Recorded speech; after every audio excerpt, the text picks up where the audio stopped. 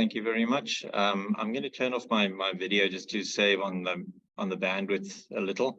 Yeah, thank you. And I was really pleased with Ms. Huma's talk, because I had the feeling maybe when we were working on our talks, we were actually looking over each other's shoulders, because my goodness me, the connection. And I think when you watch what I'm saying, the rest of you might think, I'm sure these two collaborated very, very closely on this, but actually, no, we had no idea what was going on. And there's a very strong connection, which I think actually raises the important point that was made by Dr. Meher, is that there are these issues that concern everybody, and no matter how you look at it, we come back to many of the same issues.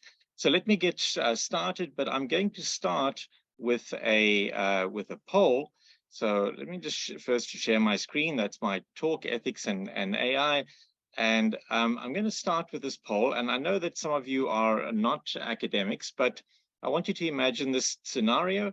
A student has submitted, sorry, I'm having problems here as well. Mira, I think your problems, there we go. All right, so a student has submitted an assignment, and you suspect that it may have been written by an AI system, such as ChatGPT. So is it ethically acceptable to upload the student assignment into an AI checker to check for the student's use of AI? So I'm going to just launch this poll. You should see it on your screen coming up. So if you see that come up, then please answer, and I will then deal with the items.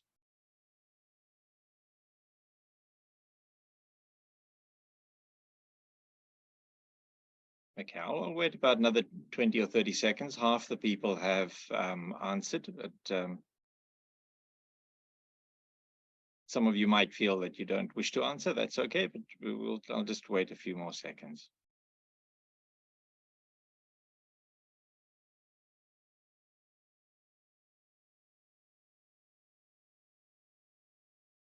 Okay, so I'm going to end the poll there, and I'm going to show you the results. Are you able to see the results? And I'll come back to those just now, but we see that 29% said yes, and 63% said yes, but only with the student's consent, and 8% said no. Now, I'm not going to actually ask you for your reasoning, but we will come back to this. It'd be a good idea for people to remember what the percentages were, and we can come back to this. So let me just move on. So the thing about AI, and I think this came through in Ms. Huma's talk also, is that of all the areas of AI, one of the areas I think that is the fastest growing as far as interest is concerned is the area of ethics. And I can demonstrate this, I think, with a simple example. This is an article that I published and on the topic in Medical Teacher, and it went online in March, barely 3 months ago, and it's already been cited 8 times. And if we look at the journal statistics, we see that it's already been viewed more than 7,000 times. So the timing, I think, of the article, I was a bit lucky, but it does show that this has enormous interest, and people are really interested in this. And the thing is, why is this happening? I think because there's a realization that if we get the ethics of AI wrong, we get everything of AI wrong. Everything stems from there. And it really is as straightforward as that. As you will have seen in the previous talk, there are many ethical issues that we have to confront in AI, and we can't deal with them all in this talk. And the issue of bias was already referred to, and I'm going to come back to that now with similar examples, all right? So I, in fact, asked Stable Diffusion to create pictures of 2 doctors and 2 nurses, and Well, that's what it came up with. So it tended to get the gender reasonably okay. But yes, as was touched on in the previous talk, it seems that all doctors and all nurses are white. Okay, so yeah, that's not something that we want. However, you can adjust the prompt, and I asked it to add diversity. And when we add diversity, then it is a little better, right? It gets the sampling a little bit more balanced. To be fair, I checked with a few other AI systems, and even without adding the word diversity, there was a far better representation. But of course, we want to ask, and this was again a topic in the previous presentation, if AI is so smart, then how do these errors occur? And apart from data bias, we need to understand what is going on and return again to our friend ChatGPT. And I'm going to switch to, where did I have this? I did have it open. There we go. I asked ChatGPT about OSCEs.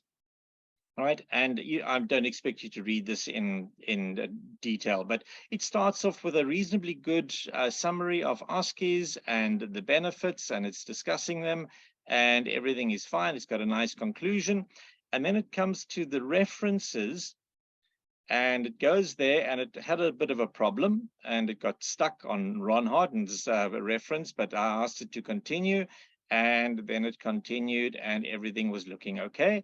I then asked it for a DOI or a URL for each reference, and it gave these, and these were really nice. Okay. And then I double checked them, and I found that there were errors. Now, again, I'm not going to go through this in detail, but essentially it made these mistakes, right? It generated stuff that does not exist. And this is the problem. And of course, it apologized and all the rest of it.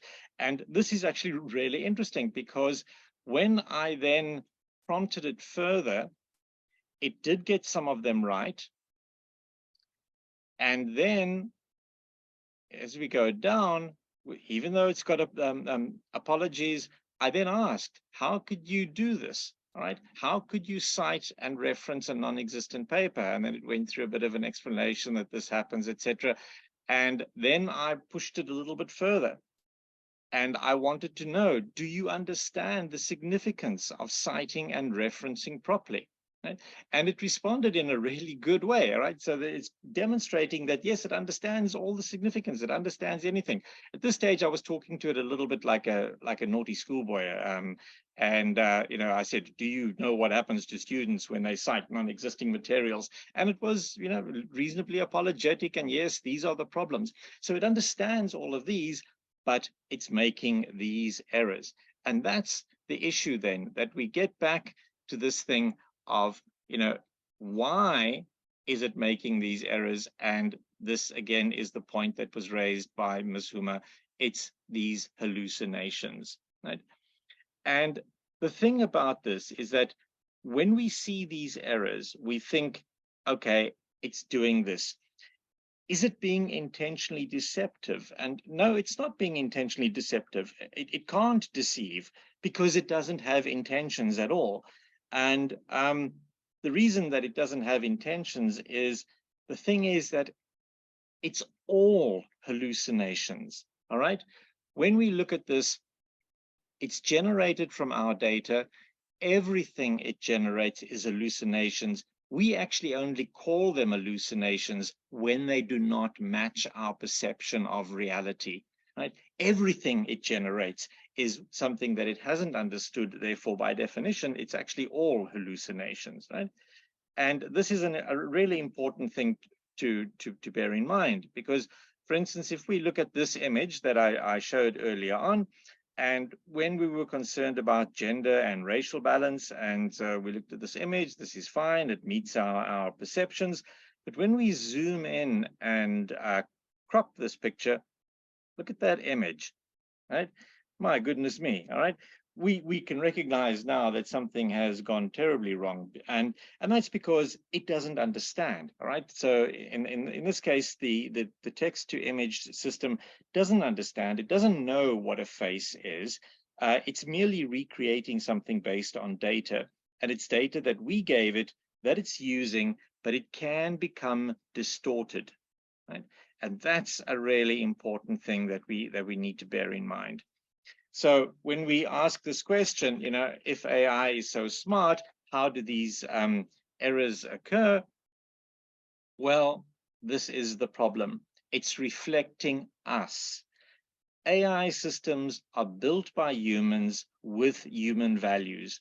When we look at the AI, we're actually looking into a mirror and we see ourselves within that AI, not perfectly, but still recognizable. And the problem is, if we look closely and for long enough, there's a danger that we won't be able to tell the difference. This is what we have to bear in mind when we're thinking about the design of AI and the ethics of these designs. And so far, I'm focusing on this discussion of the design and the ethics in this, all right? And that's where a lot of the discussion internationally happens. How is it designed? How will it harm us? Is the design ethical? But the real problem by extension and the possibility for real good is not only in the design, but it's in the ethical usage of AI. And in education, that usage starts with us, the teachers. So in education, there's a lot of argument about students using AI unethically, using it for cheating. But we actually need to look a little deeper into that mirror and look at ourselves.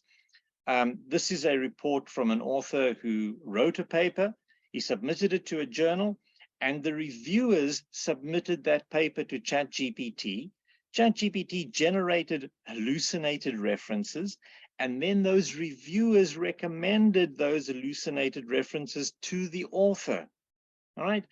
And yeah, that's, people, it's the usage. Not only that, journals are now receiving papers from researchers, from established researchers in the field, and it's obvious that these papers have been generated by ChatGPT. And one of the ways that you can spot it is it's got these referencing hallucinations, right? So, while we're worried about AI's ethics, look in the mirror. It's us, right? We cannot be too condemning of something on the other side when in fact it's coming from us and we are using it unethically. So for a good starting point then to improve ethics is to actually look at our own ethics. We don't start with the IRBs, we don't start with the ethics committees and the laws, we start with ourselves. Right? And I'm reminded of a poem by Louis Macnice, a poem called Prayer Before Birth, and he prays for a white light in the back of my mind to guide me. And that's the thing. We have that white light. We need to use it. So I'm going to actually return to the poll question. Is it ethically acceptable to upload the student assignment into an AI checker to check for the student's use of AI? And I'm not going to ask people to give their reasons. We can probably raise that in the discussion. But I want to point out a few things. Some of you will have said yes. Some of you said yes only with the student's consent. Some of you said no. So firstly, for those of you who said yes, you need to know that these checkers are notoriously inaccurate. All right, this is a promising one, GPT's 0, but you can see from the underline, as such, these results should not be used to punish students. They don't trust their own tool. All right, what's the point of actually using it if you can't trust it? Turnitin has an AI checker. They make similar claims, but they can get very, very vague. They'll say that they are this is what they're aiming for. Our efforts are primarily being on ensuring, right? But then when you get into the numbers get a little bit vaguer, and of course they don't share their data. They don't show us how they actually got to these numbers. Secondly, if you're going to be uploading data, you're uploading the data into a third-party site. What happens to that information? Have any of you actually tried to read through any of the terms and conditions? You know, so GPT-0, if you've ever used it, it's 6,000 words. People going to read through that and you're going to understand that? I don't think so. And by the way, that in that terms and conditions, they say that we're not allowed to actually disparage, tarnish, or otherwise harm that site. So we're not allowed to say horrible things about that site. You know, we can't say anything bad about GPT-0. So maybe actually just by doing this presentation, I've got myself into trouble. Who knows? But this is the kind of thing that they put on the sites. Nobody actually reads this. And that is a problem. And then thirdly, some of you said that they want to hedge their bets. They want the students' consent only, okay? And this is a problem because in places like ChatGPT, it's hard to find the information. It's hard to find what they're actually doing with this. But when we look at the consent, remember, we're not asking for consent. We want informed consent. And again, I return to Ms. Huma. She made it clear, all right? This is informed consent. And this is a really important thing, because if we want to make it informed consent, what exactly are you going to be informing the student? Right? Before that student can give consent, you need to inform the student, what is it that you're going to be informing them about? Do you actually know what these tools are doing? Do you know how they will do it? And if you don't, are you really informing them at all? Or are you just going for a tick on a paper and you're hoping that when the student joins the course or joins the university, that they'll just say, yes, yes, yes, I agree, I agree, I agree, and then you've got that. That's not consent. That's not informed consent, right? Because you've informed them of nothing. And so you're breaking an ethical issue right there. And again, it comes back to the fact that we can't moan about AI's ethics when we are beginning to use it unethically. So we then get to the final answer. And the bad news is, well, you're not going to get it from me. All right. I'm terribly sorry. You're not going to get it from me. But it does start with conversations like this and the questions that follow. And so I think this is a good place for me to end. And in case you're interested, yeah, all the images were, apart from the text images, they were all AI generated. And these are my sources. Thank you. Thank you so much, Ken, for that talk once more. I think today has been a very, very instructive and educational for us, very crisp, both Ms. Huma and you, very crisp and yet so enlightening. And I think things are getting slightly clearer from the point of the users. We are the end users, and thank you for giving us that very, very important guidance.